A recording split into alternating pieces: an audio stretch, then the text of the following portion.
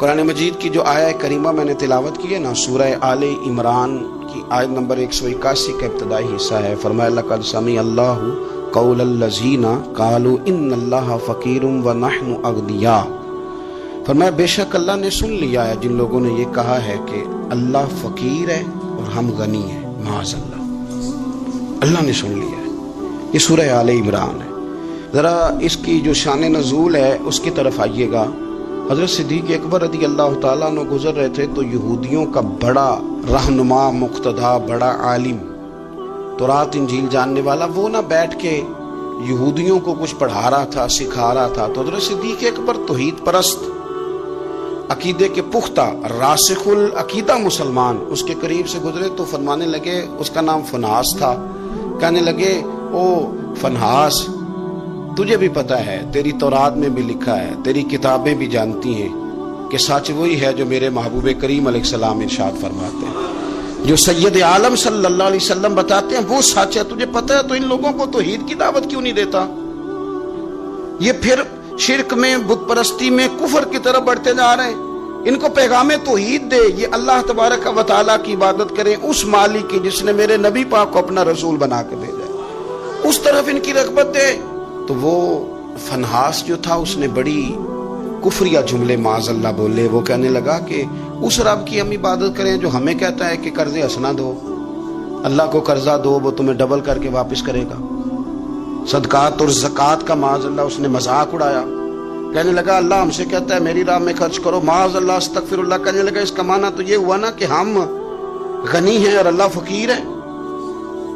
ہر سوال کے جواب میں دلیل نہیں ہوتی، کچھ لوگ جو ہوتے ہیں ان کا علاج کچھ اور بھی ہوتا ہے۔ جب اس نے رب کی شان کے بارے میں یہ بات کی نا تو حضرت صدیق اکبر نے پھر ایک زور کا تماچا اس کے منہ پہ مارا، ایک تھپڑ مارا، اٹ سٹ تے پکڑا کوار گندا لذی اور بھی بوٹیاں جاننے، ایک لگائی زور سے اس کے منہ پہ، اور جب وہ دھڑام سے گرا نا، یہ دیکھیں نا تھوڑے دن پہلے یہ ہمارے جنوبی پنجاب میں کیا تماشا لگا ہے، قبر کے گرد لوگ گھوم رہے اور کہہ رہے ہیں لبیک اللہم لبیک۔ کیا ہمیں غصہ نہیں آتا ان چیزوں پہ؟ ہمیں جلال نہیں آتا؟ اس طرح اسلامی شاعر کا مذاق اڑایا جائے گا؟ شرم نہیں آتی ان لوگوں کو؟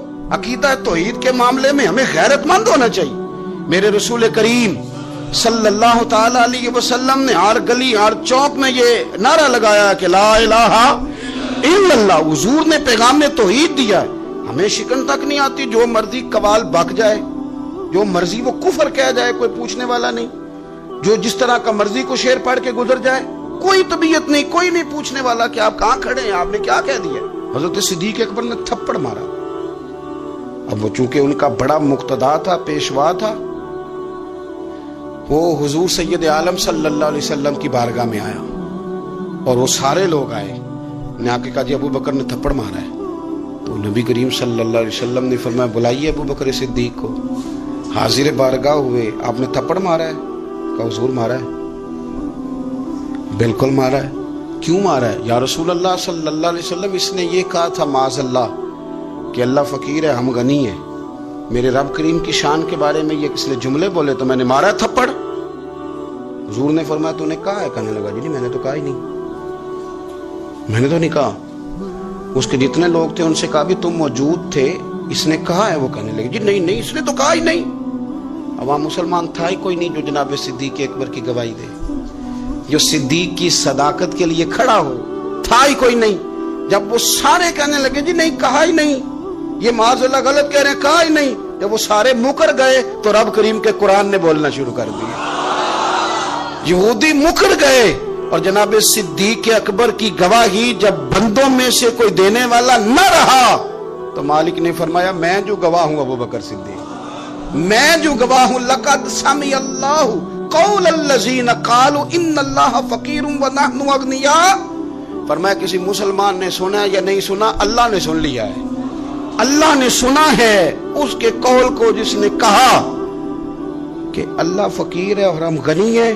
قربان جائیں اس شخص کی عظمت کا کیا کہنا جس کی گواہیاں میرا رب کریم عطا فرمائے۔ وہ اتنے بڑے آدمی بیاں ہو کس زبان سے مرتبہ صدیق اکبر کا کہ محبوب خدا محبوب ہے صدیق اکبر۔ इतनी बड़ी शख्सियत। रब ने फरमाया कि किसी मोमिन ने सुना नहीं सुना, अल्लाह ने तो सुना है ना, अल्लाह ने सुन लिया, इन्होंने कहा है।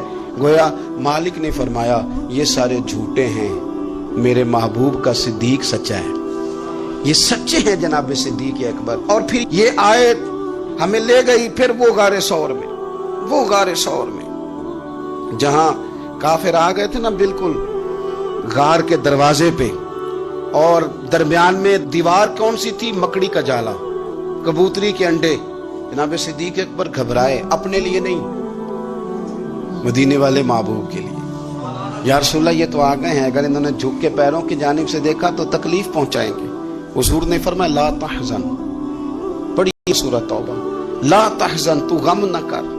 हुजूर ना गम करूं, फरमाया ना कर, कोई फौज नहीं, कोई अंदर असला नहीं, कोई बारूद नहीं, लेकिन तू गम न कर।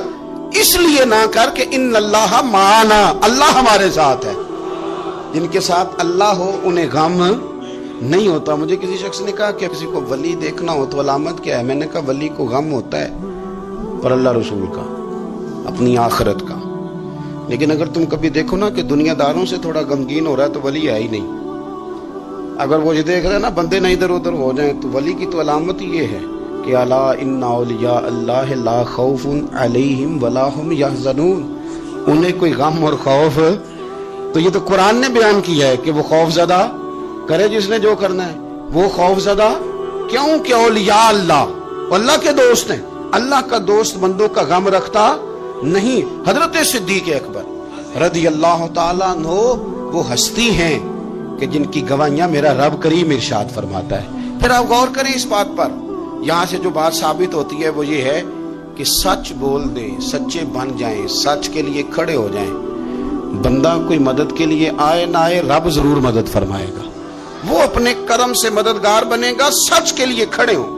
आपने जिंदगी में ये नहीं देखना कि आपके पीछे लोग कितने चल रहे हैं, देखना ये है कि हम जिस रास्ते पे हैं वो रास्ता सच्चे लोगों का है, वो अंदाज ठीक है, हमारी सोचों ने जो जाविया बनाया वो सच वाला है, वो इखलास वाला है। अगर आप लिल्लाहियत वाले हैं तो चलते रहें, चलते रहें, चलते रहें। घोड़ा जब दौड़ता है ना तो कभी कभी झाड़ियां भी उसके पैरों पे आ ही जाती हैं, लेकिन शर्त यह है कि वो दौड़ता रहे, मंजिल उसकी ठीक हो, दौड़ता रहे। वो अगर झाड़ियां कभी पैरों को लग जाएंगी तो फिर उतर भी जाएंगी, लेकिन उसका काम यह है कि वो दौड़े, चलते रहें और हक को ना छोड़े।